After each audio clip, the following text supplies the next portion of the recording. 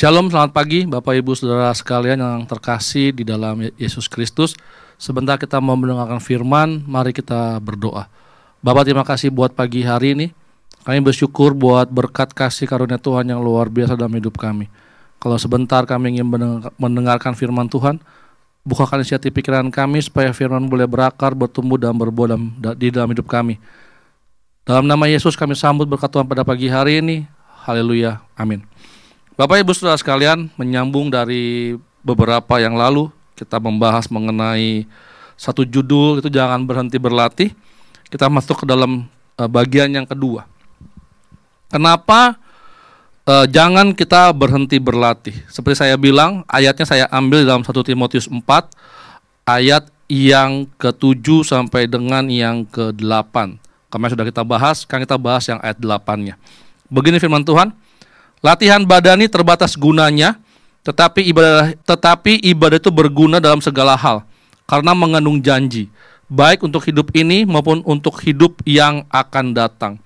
Yang kedua, Bapak Ibu Saudara sekalian, mengapa kita tidak pernah berhenti berlatih? Seperti yang saya bilang, latihan itu baik, berguna untuk tubuh, untuk jiwa, ya, untuk roh juga baik. Nah, kenapa kita tidak pernah berhenti buat latihan? Karena latihan itu adalah seperti sebuah simulasi kehidupan atau pertandingan. Bapak Ibu Saudara sekalian, seseorang jika mau bertanding, dia pasti akan berlatih terus. Kenapa? Supaya dia terbiasa. Kadang-kadang mereka pun juga berlatih tanding. Supaya apa? Supaya nggak deg-degan, itu orang bilang begitu. Kadang-kadang kalau kita bertanding, itu berbeda dengan saat latihan. Walaupun kita sering berlatih dengan sering, tetapi ketika kita menghadapi satu pertandingan yang sebenarnya, disitulah terkadang mental kita yang berperan. Makanya saya bilang kemarin, yang beberapa minggu yang lalu ya, tentang mental kemenangan atau mental pemenang, harus dipunyai itu. Kalau enggak, kita nggak bisa menang melawan kehidupan ini. Nah, kenapa penting latihan? Ya, sebagai sebuah simulasi atau sebuah pertandingan. Izinkan saya bercerita sedikit Bapak Ibu Saudara sekalian. Saya masih ingat di dalam benak saya di mana waktu itu ada pertandingan bola final champion tahun 1999. Tahun 2000 lah ya, kurang lebih itu. Pertandingan antara Manchester United melawan Bayern Munchen di final Piala Champion. Manchester United sudah tertinggal 0-1 dan pertandingan sudah memasuki masa injury time, antara 2 menit atau 3 menit terakhir kalau tidak salah. Lalu Manchester United mendapatkan sepak pojok. Udah pada lesu semua pemainnya, sudah pasti berpikir mereka akan kalah. Yang mengambil tendangan pojok David Beckham. Dia berpikir, bagaimana saya mesti mengambil tendangan ini? Mau diarahkan kemana? Ke tengah? Ya kan? Atau ke paling pojok? Atau paling dekat? Atau kemana? Lalu dia ingat. Ya sudah, kata dia. Saya lakukan seperti biasanya saat latihan. Ditendang, lalu terjadi kemelut sedikit, ditendang oleh pemain dan menjadi sebuah gol. Gol pertama 1-1. Pertandingan masih injury time, belum memasuki babak perpanjangan waktu.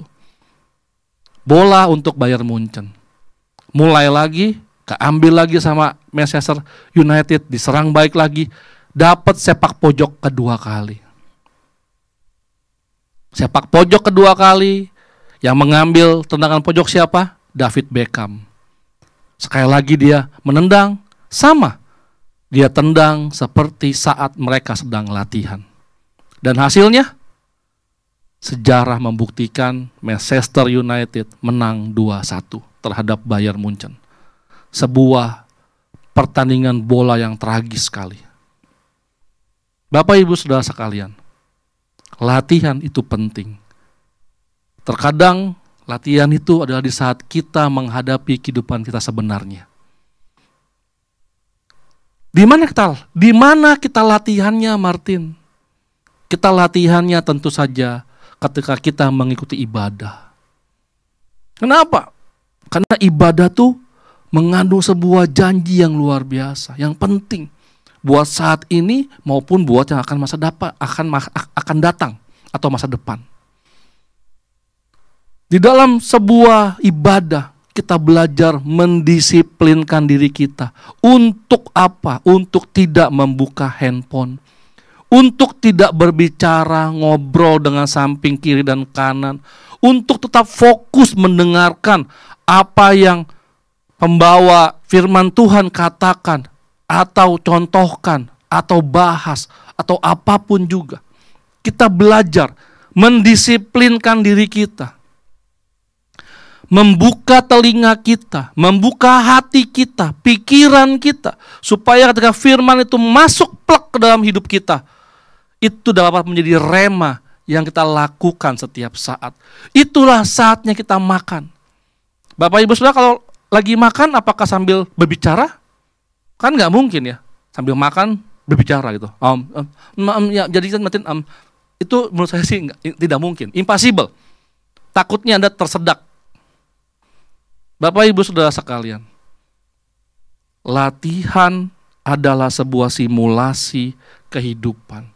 Ketika kita mendisiplinkan diri kita dalam sebuah ibadah, maka kita akan mendapatkan asupan makanan yang bergizi, yang luar biasa.